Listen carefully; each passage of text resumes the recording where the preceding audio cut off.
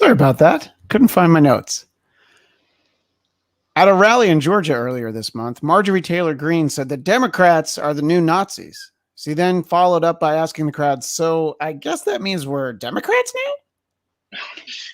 Kanye West and Irina Shayk were spotted on vacation together in France. They enjoyed cozy dinners and long walks on the bleak infinity gold testament of kings.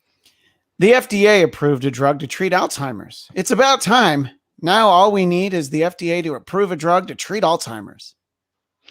Prince Harry and Meghan Markle named their new baby girl Lilibet Diana. But I think it was in really poor taste for Crayola to then release a new shade by the same name. And finally, Jeff Bezos announced that he'll be one of the passengers next month on board the inaugural Blue Origin rocket launching into space. Okay, this is going to be hilarious. Once he's gone, everybody hide. Welcome to Biden Time. That is what we are doing. As always, I am Christian Bladt. And thank you to Tamra for bringing the funny with me. And, of course, bringing the funny in his own way via Twitter, directed at Senate Minority Leader Mitch McConnell. Scott Moore. Hello, sir. Hey, guys. Quick question. We're going to do a quick snap poll amongst the three of us. Who has gone to the border? Have you ever gone to the border, Scott? And Tamara, have you ever gone to the border? I went to the border once.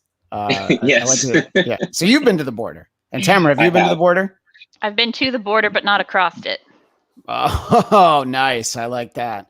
Just a little flex of like, what do you want?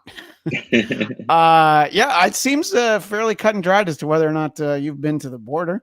But that was a bit of an awkward exchange with Lester Holt and Vice President Harris, saying like, but you haven't been to the border. Well, we've been to the border. He's like, yeah, but you haven't. And I saw an interesting turn of phrase from Brett Baer on this from Fox News. Yes. But he said that it's sort of the difference between campaigning and governing, is saying like, yeah, we're going to go to the border. But then when you're actually in a position where, you've now had almost 5 months where you could have, to say that like, well, other people went, I just haven't been one of them. What do you think? Is a lot being made of something that's not really that significant, Scott, or should she be somebody who's a little bit more direct in her answering?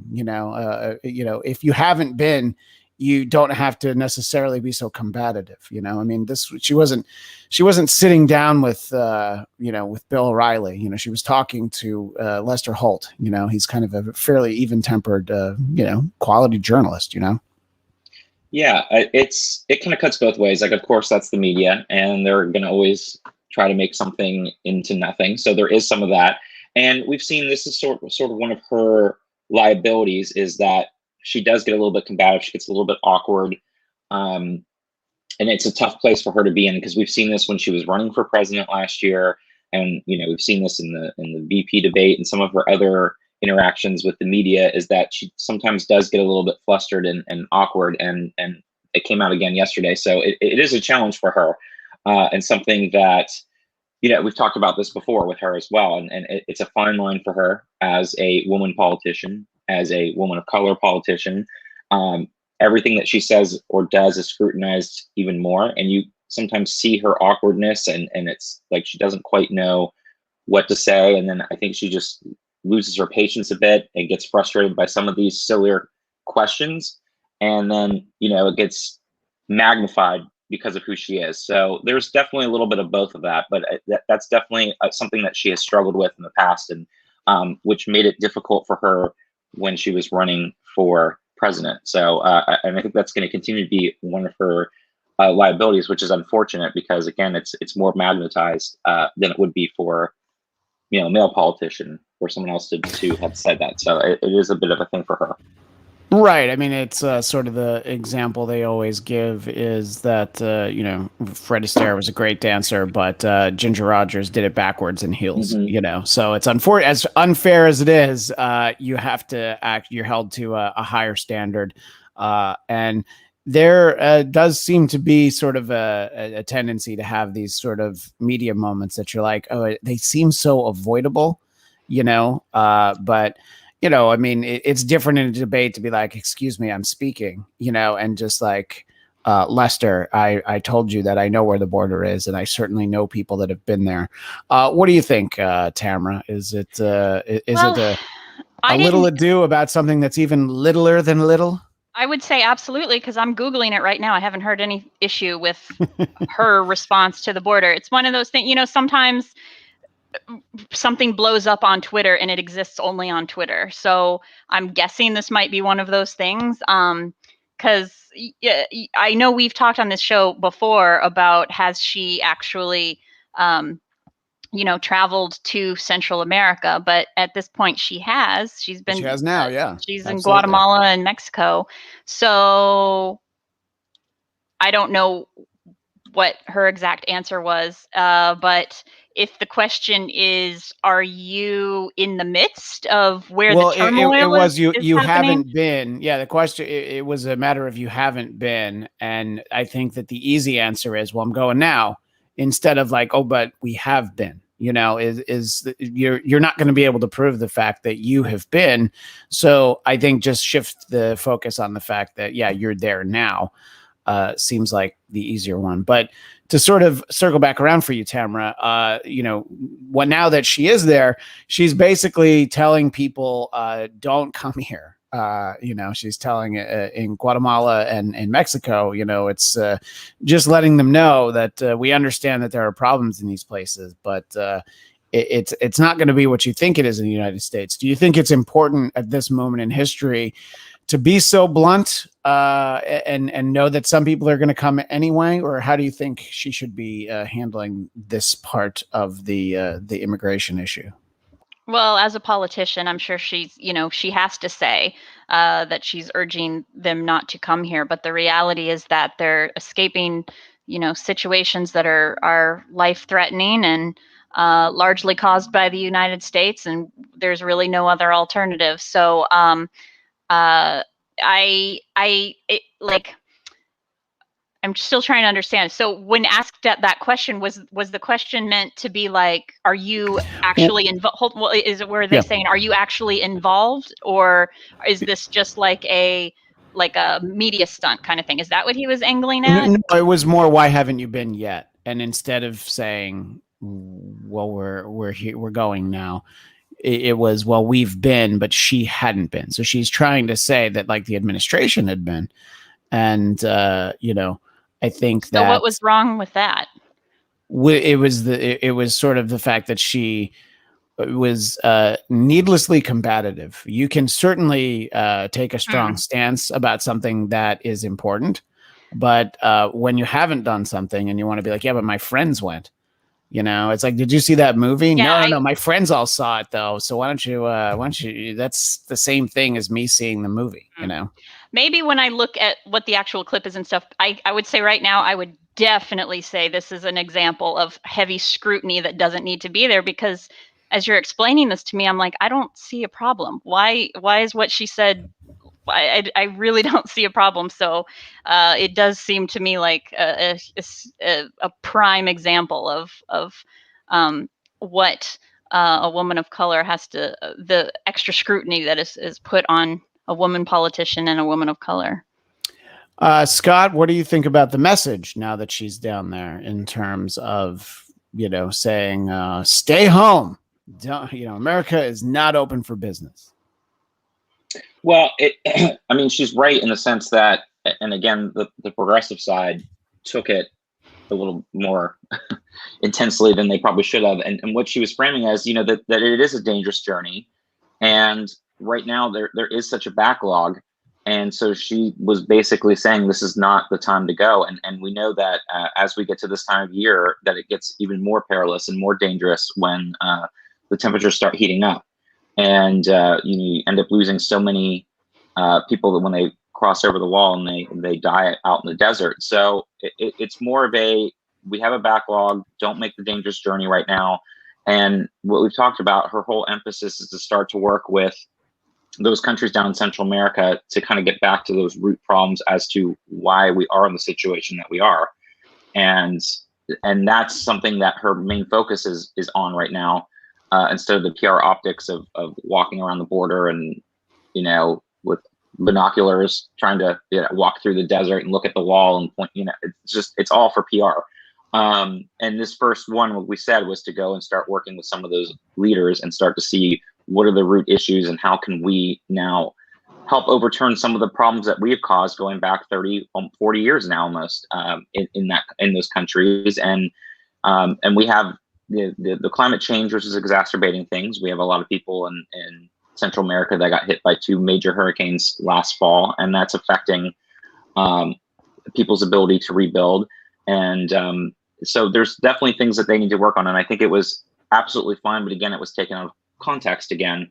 But she is correct. We are dealing with backlogs, and we've got to get through that first. And we don't want people making that dangerous journey right now, if they don't need to.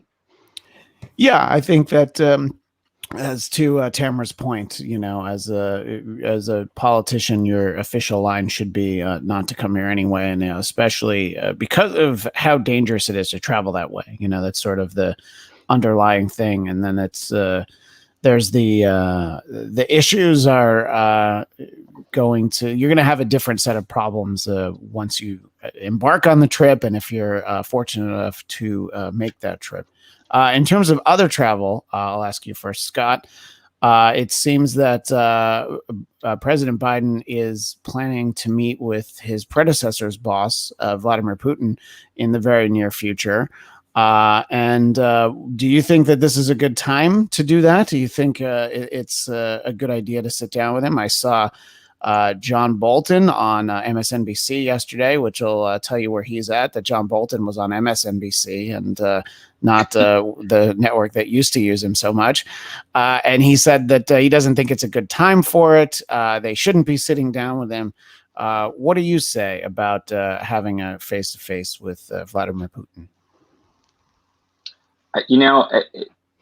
I think there's never a totally a bad time to do that, especially to sort of reset the relationship in this new administration. Even if it doesn't go very far, it's important. I mean, optically, it's probably going to look good on both sides, because then Putin can go back to Russia and be like, look, I got the American president to meet with me, even though we're not on the best of terms, but also for us to be able to kind of reset the strategy and everything that after the past 4 years of, frankly, a disaster in that situation where we allowed him to get away with everything. It's important to sort of reset that relationship and try to hopefully keep things a little bit calmer and under control. So I do support it, and I wasn't sure if it was going to happen or not. And I know we talked about this a couple months ago, but yeah, it's a good thing overall to kind of reset the relationship and reset the expectations of what this administration will be doing and what our country will be standing for now after the last 4 years. Tamara, do you see any potential downside to a sit down with Vladimir Putin? I mean, apart from, Biden being overcome by his raw animal magnetism and not being able to concentrate on the issues at hand, you just stare into those eyes once and you're gone. Yes. Wow. Sounds like from personal experience. So it's kind of nice to have a president now talk about Vladimir Putin without the praise that we had heard for the previous 4 years every time Putin was mentioned. So I guess it's sort of one of those business as usual kind of things. We're back to regular international diplomacy. So I guess that's pretty refreshing. I don't know if this is a situation where does anybody know how other world leaders, are they meeting with him as well? Or is it, I don't mean right now, I mean like in general, do other world leaders meet with him? Or is it one of those things like Kim Jong-un where everybody agrees we're freezing him out? He's like America is like, yeah, we'll talk to him. Yeah, he's like a better domesticated Kim Jong-un. It's Putin knows to go outside take himself for a walk, whereas you have to really worry about Kim Jong-un, scratching up the furniture. So I think that he's a little bit more mainstream, and like, do we know if other world leaders give him the time of day. Yes, I think that they United States absolutely. does. I think he's considered more of a player, whereas Kim Jong Un is a little bit more of a fringe. You know. Yeah, so I'd say Yeah. that this is just kind of a return to regular diplomacy, and so again, that's politics should be boring, and it's good that Biden is bringing that era of politics back. Well, from former President Trump's boss to current President Biden, an issue that I know will be very important to Tamra. President Biden has revoked the Trump era executive orders that were targeting WeChat, but more importantly, TikTok. So this is something that I think will be favorable to the Chinese overlords who inevitably will be rolling over all of us at some point. But were you worried at one point, if Trump had been reelected, actually reelected, not in the way that some people might think that he was reelected, but actually reelected. Were you worried about TikTok going away, or did you feel like because just imagine if you had to go back to Twitter or Facebook. Yeah, gross. Facebook. So no, I'm not at all worried. I don't think anybody, the general TikTok community hadn't been concerned that, and this only was an issue for TikTok in the United States. The other countries didn't face the same possibility of being banned. But there wasn't, it wasn't since like, I'd say September of 2020 was the last time that there was talk of what if we're not allowed to use this in the United States? Because then once it started to go through, we're just looking for the company that's going to handle the platform in the United States. It really wasn't much of a concern. So I hadn't, nobody in the TikTok community had been talking about whether or not TikTok is safe in the United States. That worry has been long gone. So it was surprising to find out that was still an issue. Yeah. What do you think, Scott? Do you think that this was just the very specific bee in Trump's bonnet? Like, as far as I can tell, I don't think he was actually on TikTok. And we're sort of seeing the page turned on that, and we're not hearing I don't know how many times we heard about net neutrality and 230, and they don't seem to be. They seem to have really been important to one person. And it's it's an elderly, chubby man who puts his pants on backwards and plays a lot of golf. I don't want to say his name, but I think you know who I mean. Exactly. I mean, look, he has bigger issues now that besides the criminal investigations after him, because he's been kicked off of most of social media anyways. So maybe he should be happy. He can probably finally join TikTok now, and he doesn't have to worry about it going away. So it could be a bonus for him. It's probably one of the few that he hasn't been kicked off of yet. But you're absolutely right. I mean, it just, again, comes down to politics, and it just in general, we've talked about this, the things that he did to overturn the Obama stuff. And now, we have a new president that's overturning the stuff that he did. And that's part of the bigger issue that we have now.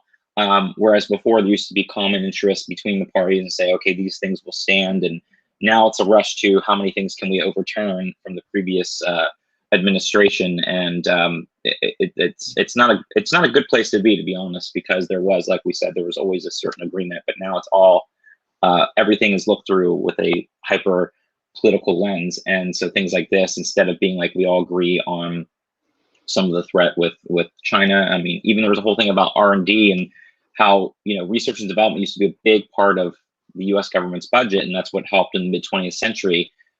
And it kind of goes hand in hand with infrastructure. We were really ahead of the curve of the rest of the country, and we've continuously fallen behind. And a lot of that has to do with Republicans pulling back on spending. And now we see where we are now, and research and development is continued to shrink through the years. And now countries like China have a big budget that goes to research and development every year and goes into their infrastructure. And we can see that they're way ahead of us, and it's going to be very difficult in the years ahead for us to be able to come back and compete with them on a global stage because of our own cuts in government, and we can see how that just hasn't worked out and has not been successful. Right. Yeah. And I think, in terms of the infrastructure, let's talk about you want to talk about the power flex of Joe Manchin, who, has made it very clear that just because there's a D next to his name, it doesn't mean he's necessarily going to vote that way. But I think he is also seeing himself in a really in a bit of the driver's seat in terms of how much they need him, because what they're really trying to do, Democrats, is pick up, apart from your Romney and Murkowski, you're always trying to find a couple of, maybe the issue that you can get a random Republican on, but you also can't lose any of the Democrats. And he knows that all full well.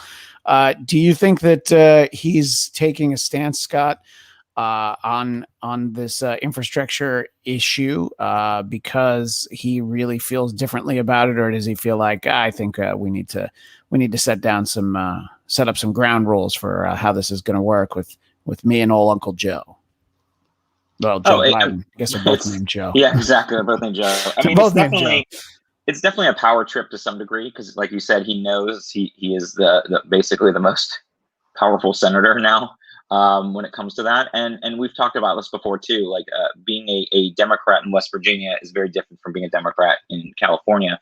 However, it's frustrating that given if things were in a different situation and you had a Republican Senate, I would almost guarantee that Mitch McConnell would get rid of the filibuster, chip away at it for any little thing that he could do, because he has no interest in what's best for the country, only what's best for the money and politics. So I find it kind of cute that he wants to keep this little like bipartisan thing.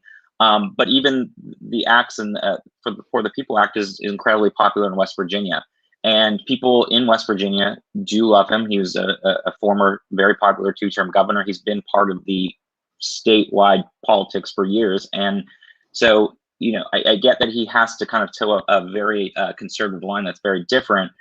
But by doing some of these things, he's making it very difficult to actually get very important legislation and things passed, all under the guise of bipartisanship, which we know would not happen if the roles were reversed. And it's a bit of a shame, to be honest, especially because these are not controversial things that would be voted on and that the majority of his own voters in his home state are in support of. So he could be a little bit more tactful, but he also knows that he's got all the power right now and that they have to come to him. And so he's playing that. And he knows that he can go back to his home state and say, look, I stood up to my fellow Democrats. And it all comes back to politics at the end of the day. He's not up for re-election until 2024. So he's got time to play that power game all he wants and let everybody come to him. And that's what he's doing right now. Tamra, when it sort of comes to, not even so much about Joe Manchin specifically, but it is a very fragile arrangement that they have there. I mean, Democrats really can't afford to lose anybody. So I think that it becomes, I mean, obviously, and Republicans can as well, but they're also, technically not in power, even though it's divided down the middle. By not having the tiebreaker, they're technically the minority. But how hard do you think the Biden administration should be working to make sure that when they have something that is so important, that they can count on at least the 50 members of the same party as the president to, you don't want to step in line and roll over on things that you have a problem with. But this specifically seems more like posturing of don't forget I'm a big dog in my own way too. It's a lot of pet analogies today, but I'm going to stick with it. Well, I believe that the things that Manchin disagrees with in the infrastructure bill are generally climate related. I mean, which makes sense for his state because there's a lot of coal production and traditional old-fashioned forms of energy. So he's trying to, I assume he's trying to protect those interests. He feels that the climate initiatives in the infrastructure bill cost way too much money.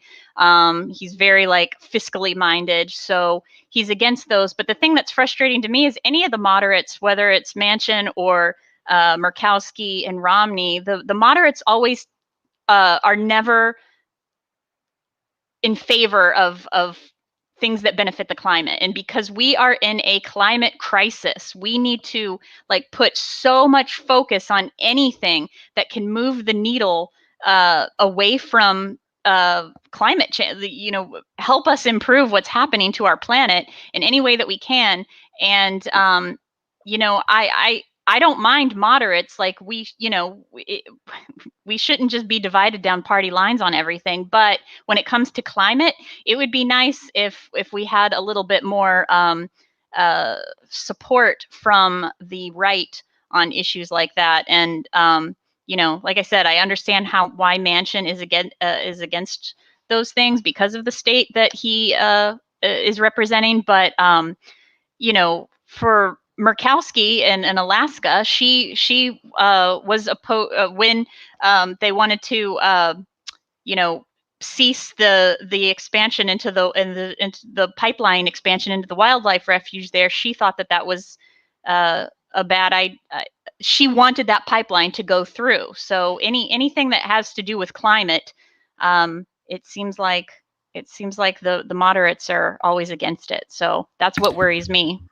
Yeah, you know, I was going to pose the question to the chat. I was going to ask Sam and Storage Yard if they felt like we were in a climate crisis, and Frederick chimes in with climate crisis, honestly, and I think it depends on where you live, where you might feel that perhaps we're not in one. But I think in a lot of the United, let me just finish my thought. Is that in a lot of the United States, you definitely know, like, wow, it's hotter, the extreme weather, not just hot, not just cold. I mean, in terms of storms and just the severity of them and the frequency. I think that where it breaks down could be the cause of it, but the fact that it's happening, I think, is less up for debate than it was. The cause of it could be a different issue. And I'm sorry, Tamara, what were you going to say? Yeah, I'm genuinely, I don't understand how anyone can deny that this is happening, because even if you don't live in a place where you get hurricanes, which are constantly getting more frequent, or if you don't live in a place where you're in drought and a wildfire season is lasting longer and longer, no matter where you live, the summers are getting hotter, the winters are getting more drastic, and it's like we're seeing climate change before our eyes. So yeah, Christian, like what you're saying, I guess if it's squabbling over the cause of it, but there are people who, you know, outright don't believe that anything out of the ordinary is happening, and that's what I don't understand. We're literally seeing it before our eyes. Yeah, I mean, I think you know, the Superstorm Sandy was sort of a, you know, that's barely, not quite a decade ago. You know, that was sort of the one abnormality because of where it was. Storage Yard resident, I feel like you're being facetious. Raising taxes solves every climate crisis, but I think it would certainly help depending on whom you're taxing and what you're doing with that revenue. And Sam, I think I agree with a kernel of this. The U.S. does not have a climate crisis compared to China and other country. I would say it's the worst in China. Well, it's probably not the worst in China, but I know firsthand how bad it is in China. I was there 7-8 years ago, but it just how hard it was to walk around breathing in the evening in Beijing. It just, the air is so thick and so polluted there. But that doesn't mean we don't have a problem here. You know, that's the old, oh, you had a bad day. Well, let me tell you that my day was worse. Well, yeah, but your day is still bad. You know, it's okay. And then Frederick with this comment, we have climate. Yes, yes, it's true. We do. What do you think? I wasn't necessarily expecting this to come up, but Scott, your thoughts sort of on a climate crisis and how to address it at this time. Yeah, no, absolutely. And like you said, it's worse in China, but then we have to remember that we're all connected here because we're all on the same planet. So it's not like you can just compartmentalize and say, okay, what happens in China is fine. They can deal with it. It still affects us. And we have to do whatever we can to mitigate that. And I was just having a conversation about this with somebody on Monday. And it was the same thing where he's a teacher or a retired teacher and was a scientist.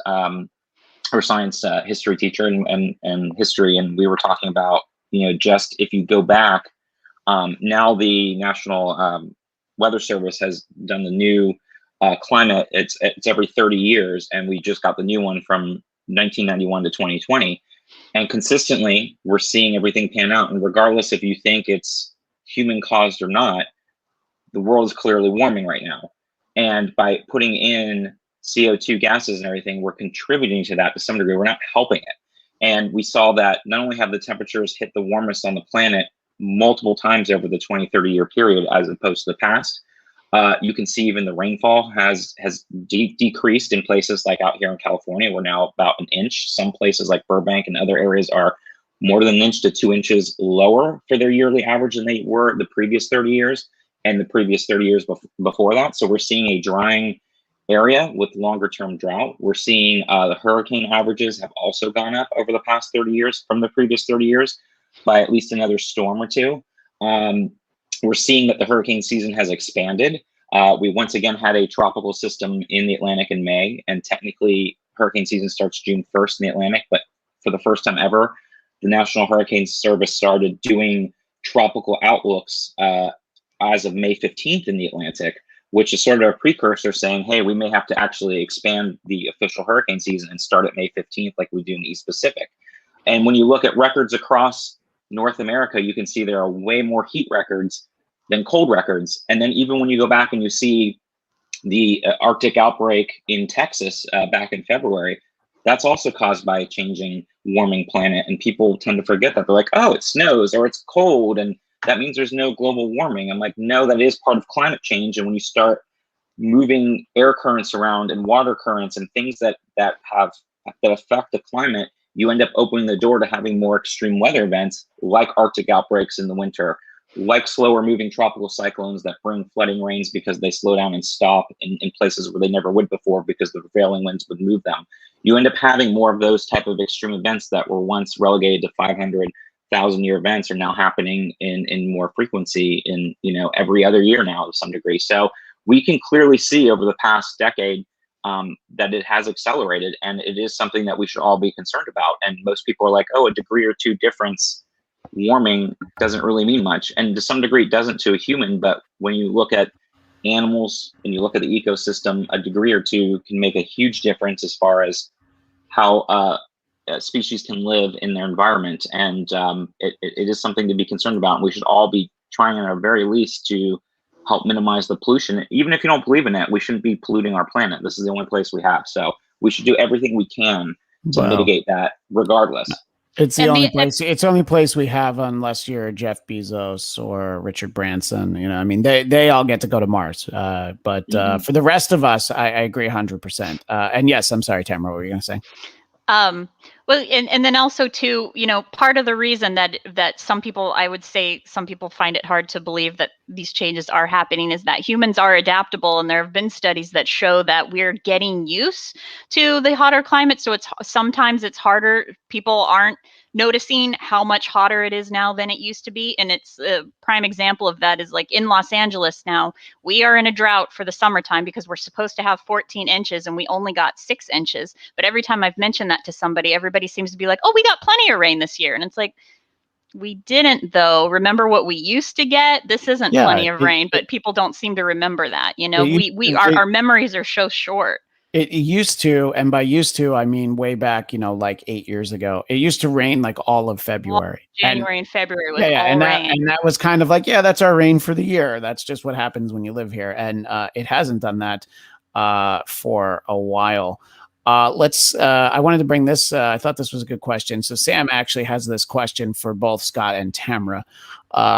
Let me ask, what would more government regulation do to solve the problem? He says that he thinks that the issue that conservatives have is that you can't just throw legislation and money at every issue.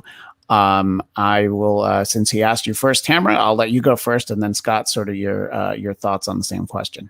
About climate change? Well, what would more government regulations do to solve the problem of climate change? And again, we're sort of we're going to just call a mulligan on what caused it, but it's more about like, okay, going forward. Now, obviously, preventing it going forward, you do have to have some kind of agreement about what caused it, because here's what you need to do to prevent it. But so your thoughts on what more government regulation would do. And I'm going to take the comment off the screen because the comment is so large, it covers up most of Scott. It's like Scott has his mask on. Wilson from Home Improvement. Yeah, Wilson, exactly. Kilroy was here. Howdy, neighbor. But what do you think more legislation would? I mean, well, if we're going to keep,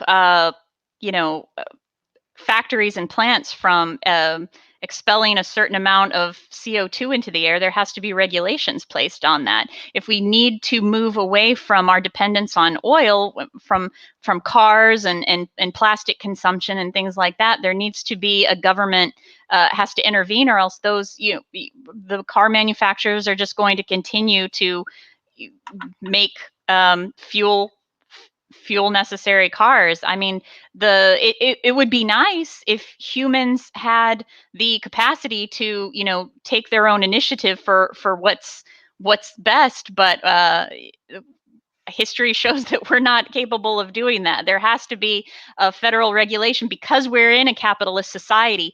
If a company is going to make more money doing something that is harming our planet, they're going to continue to do that unless they're forced not to by the government. What do you think, Scott, in terms of what more legislation would do? Sort of piggybacking on what Tamra just said.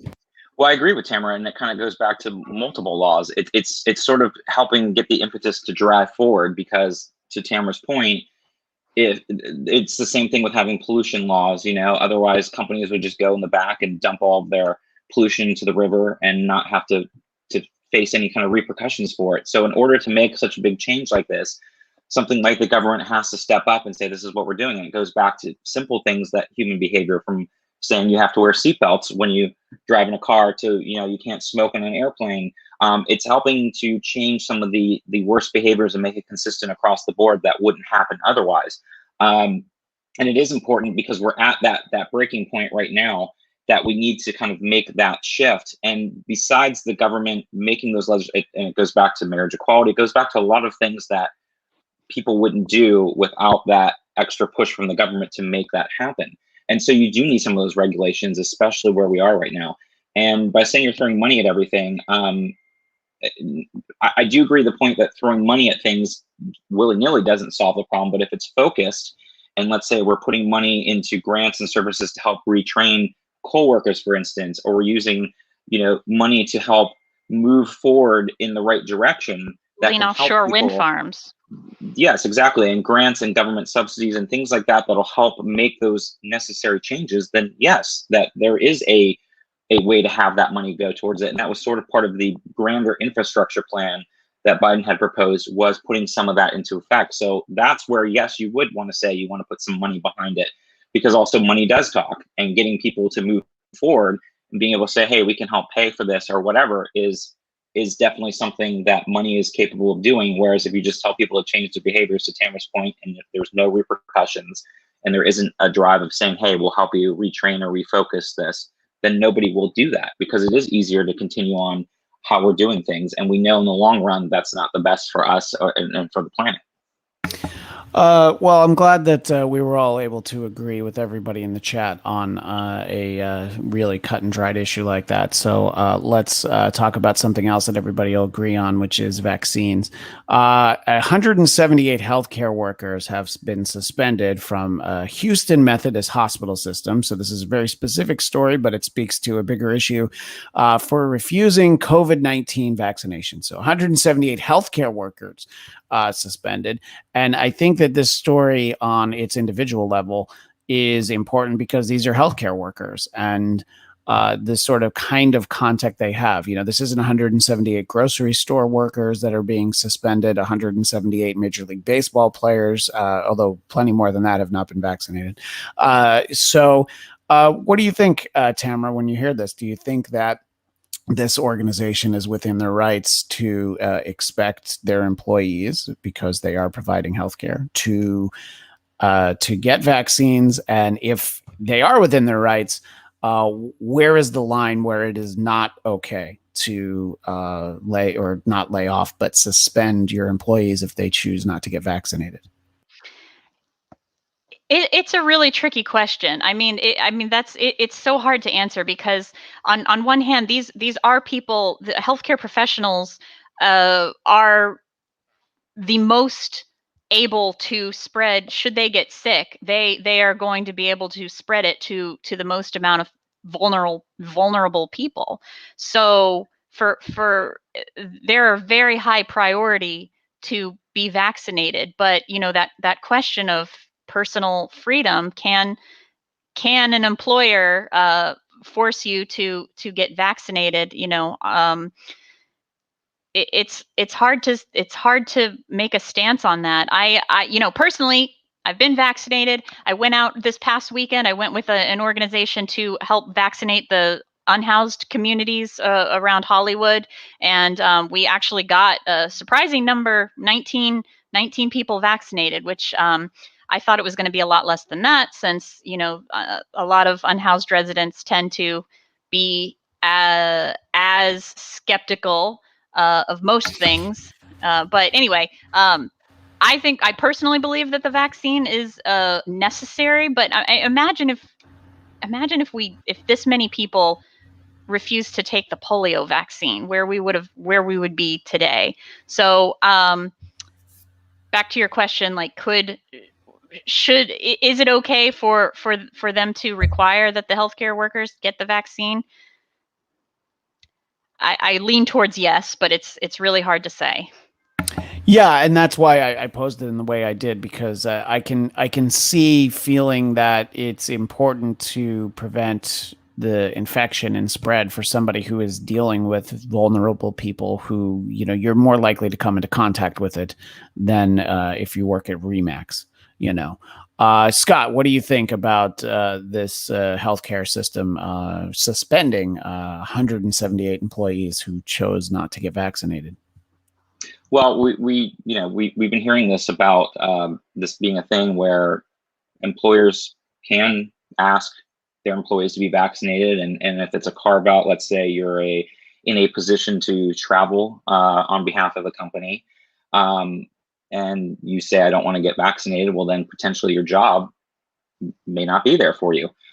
So I do agree in the sense that everyone should be able to make their own decisions on whether they want to get vaccinated or not. However, an employer should also have the right to be able to say, we want, everyone vaccinated for the overall safety of the company if you're going to be in the office, or if you have a job that you're traveling, or you have a job where you're client facing, and that should be part of it. And if that job means that you don't want to get vaccinated, then you have a right not to get vaccinated, but you can't expect that you're going to have necessarily that job waiting for you if it's in the betterment of everyone's health. It's a different thing when it's not a contagious disease and it's not something that you have to have in order to be an issue when you're out. But this is going to become a thing for the most part, and I think that most employers in any kind of legal situation, they're gonna go along with the employer and say, yes, for this position, you should be vaccinated, and it goes with health workers too. But at the end of the day,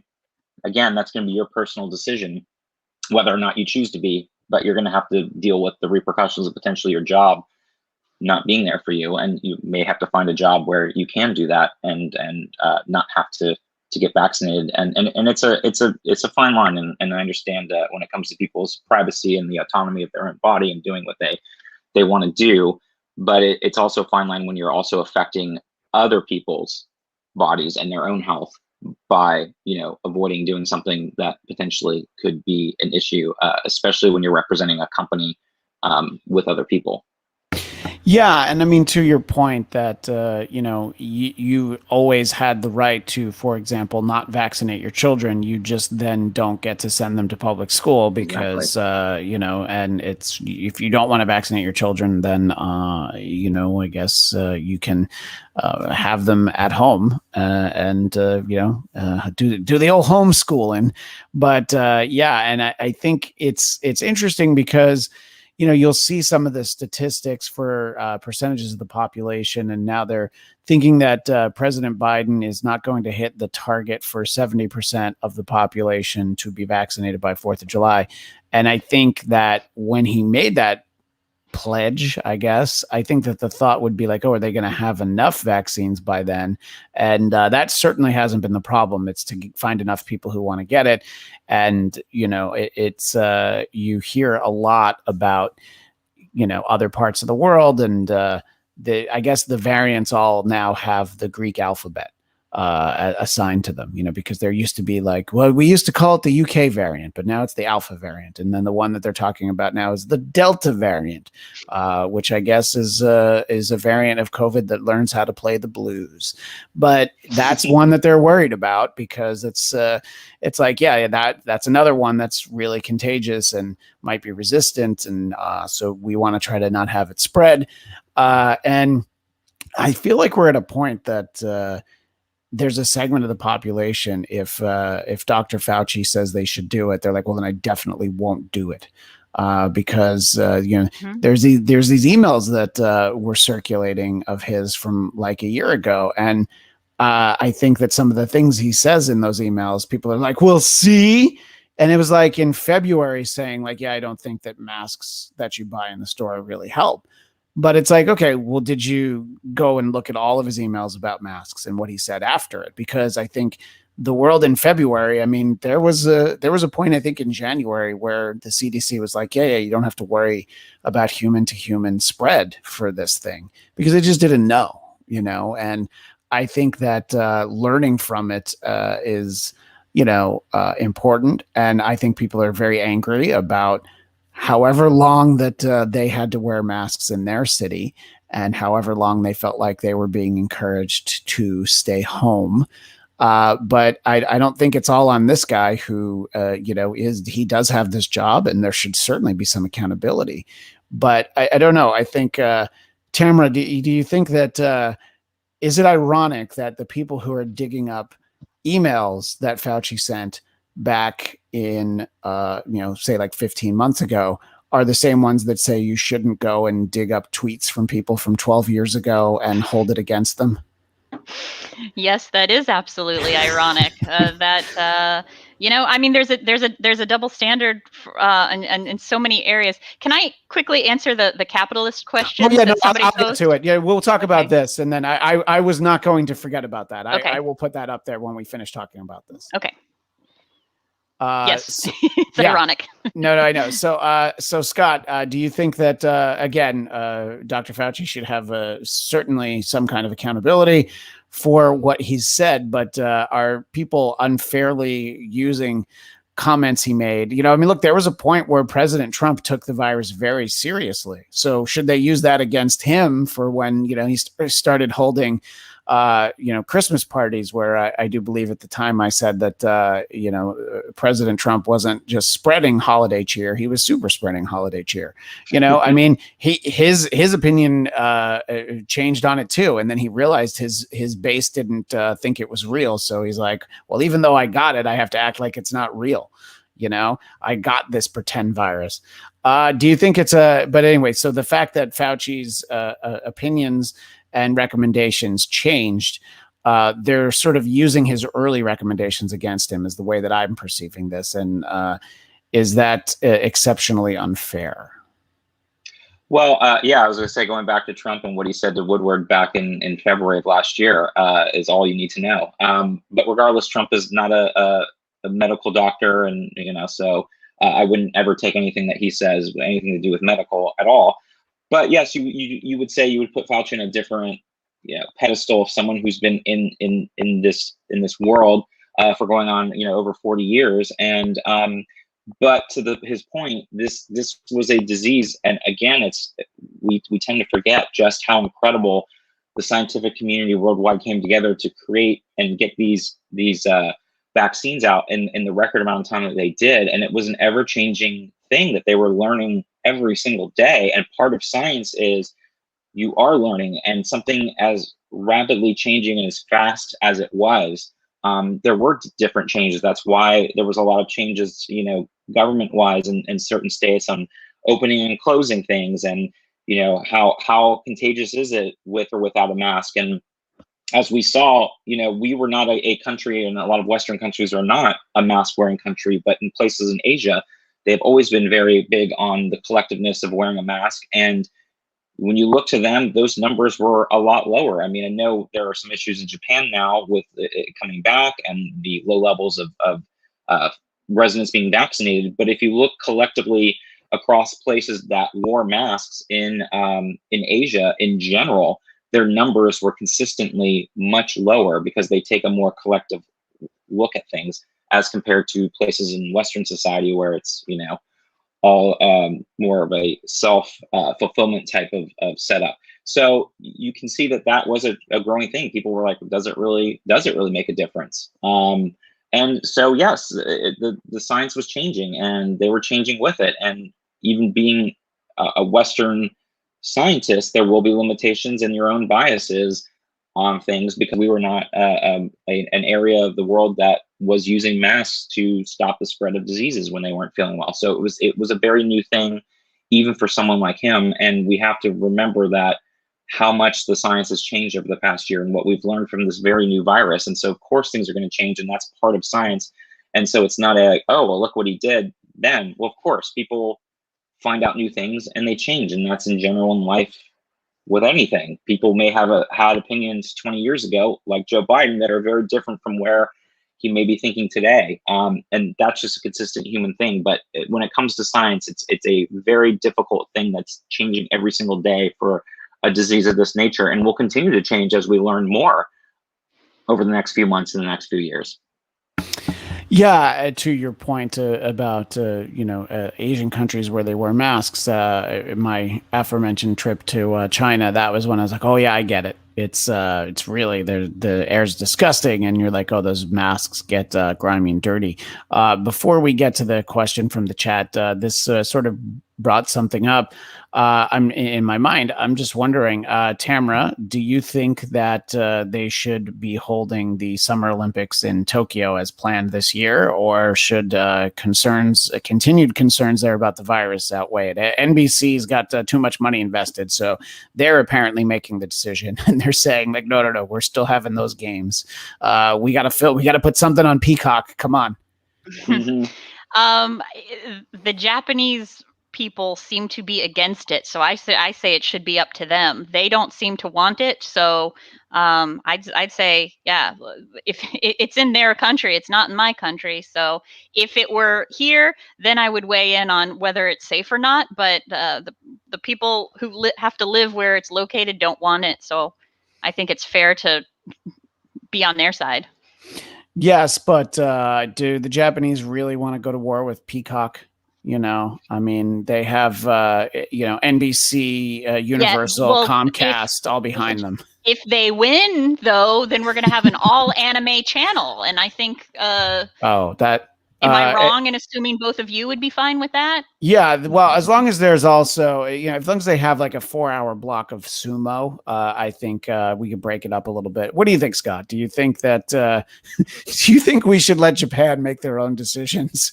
Or do you think we should let a multi-billion-dollar American company tell them what they need to do? Well, I was going to say, there's your capitalism, folks. You said, there's your capitalism right there, because money talks. And look, it's not, it's more of the Japanese citizenry, because again, the government knows that they're going to be getting money off of this as well, and clout and notoriety. So they've invested a lot of their own money, as host cities do, and host countries, to get these games up and running. So in a way too, they don't want to necessarily lose out. So the government proper is trying to do everything they can to keep this going as well. And look, you can go back and forth as many times as you want, taking the capitalism, the money, and the TV exposure and everything else. It goes down to, I also feel for the athletes. This is their entire life, and they train, and they, there's a certain window of time where a lot of these athletes are able to compete. And if they lose out on this time, they may not be eligible in 4 years from now. So, it's to me, I go back to the athletes as well. And the other things are that, can they put together? I think if anywhere on the planet can do it, it would be a place like Japan.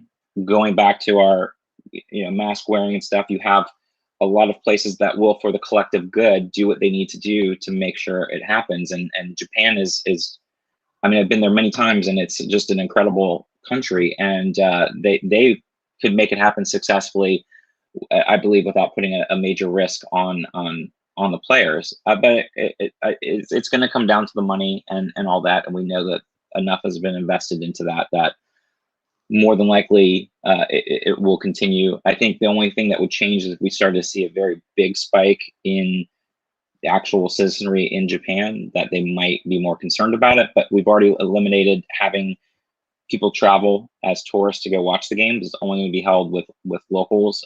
So you're already cutting down on the travel and only having essential people go, which will also help. And I'm sure they will be doing quarantine and other things like that, and keeping the players separate from their bubbles and going out. So just like we saw with the NBA last year in the height of the pandemic, if you do it right, you can make it happen. And I think for some people too, it's just going to be a good thing for them to represent their countries, and for those countries to be able to as well.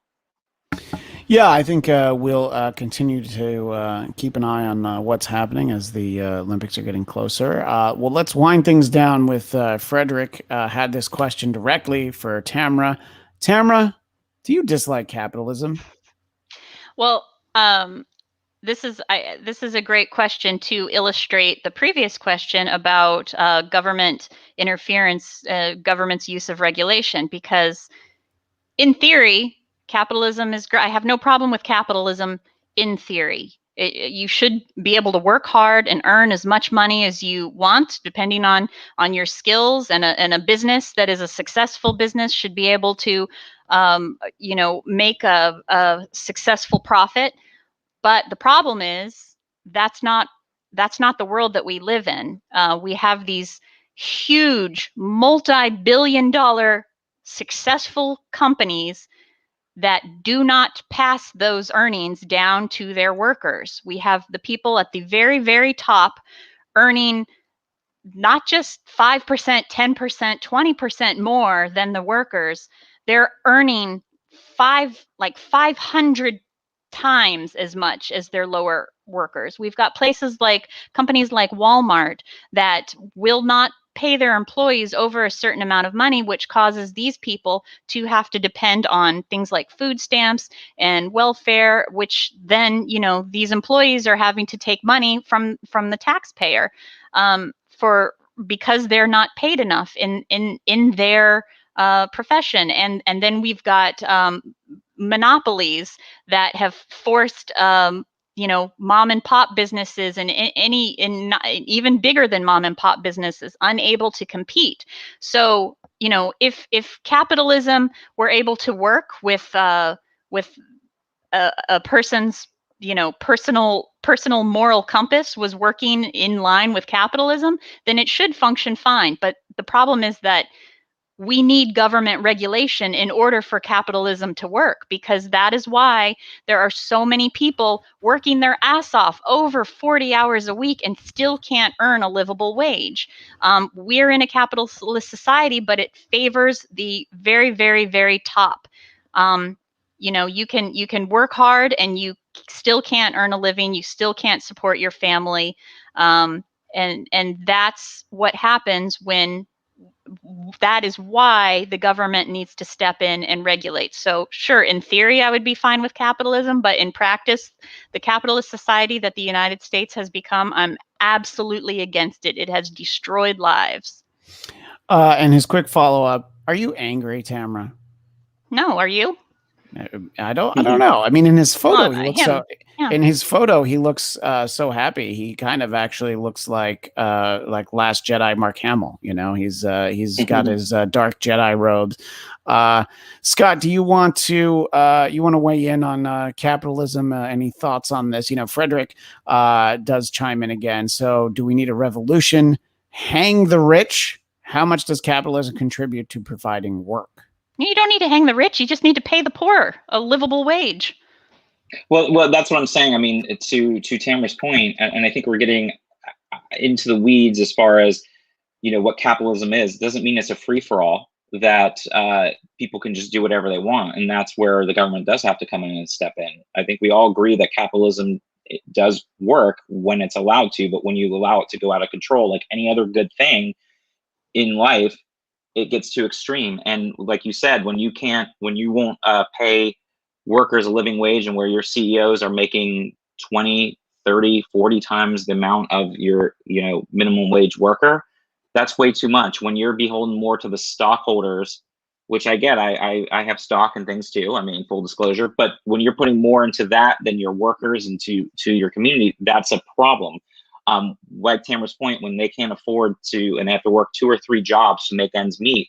And now when you have the government subsidizing food stamps and other things, and you go back to Frederick's point of like government paying for things. Well, now look, the government is paying to subsidize people because these companies will not pay enough to have their workers out of a threshold to where we are having to pay people food stamps and subsidize their health insurance and other things. So it goes back to now the government is paying for things because the capitalist government or capitalist companies will not. And when you have multinational companies that are basically their own governments, that are way too powerful, that are not paying their fair share in taxes, that are avoiding paying taxes, goes back to what we said with Amazon, who have avoided paying taxes and kept our infrastructure up to date and kept us competitive. That's a problem when we start looking at companies over the betterment of us as a people and a society. That's where it's gone off the rails. So yeah, capitalism is good, but when it gets to the point where it's too powerful, that's where we have to rein it in, and we have to have certain benchmarks and thresholds for people and as a society that we agree on. And right now, just letting capitalism run roughshod over everything is not in the best interest for a strong society in the long run. Well, I think that this has been a beautiful way to wrap things up and bring it full circle, because look at this. Storage yard resident. I agree with Tamra. I have worked at Walmart, so he agrees wholeheartedly. I love when we get agreement out of the chat. And I don't know about any of that, but what I do know is that in a little bit less than 2 hours at 2 p.m. Pacific time, please come right back to the Blackcast YouTube channel, because it is our new day, at least for the next month or so. For Marvel Movie Talk, we'll be talking about the series premiere of Loki on Disney Plus last night. So join us there for that panel conversation, where I suspect we will not talk about capitalism. But Tamra, rejoicing that TikTok is still with us. Where can people find you? Right there. Hey, Tamra. And Scott, where do people find you? At SMan80 right here on the Twitter. Thank you to everybody in the chat. Agree, disagree. We always appreciate everybody being there with us. It's always a lively conversation. And we will see all of you next Wednesday at 11 a.m. Pacific, 2 p.m.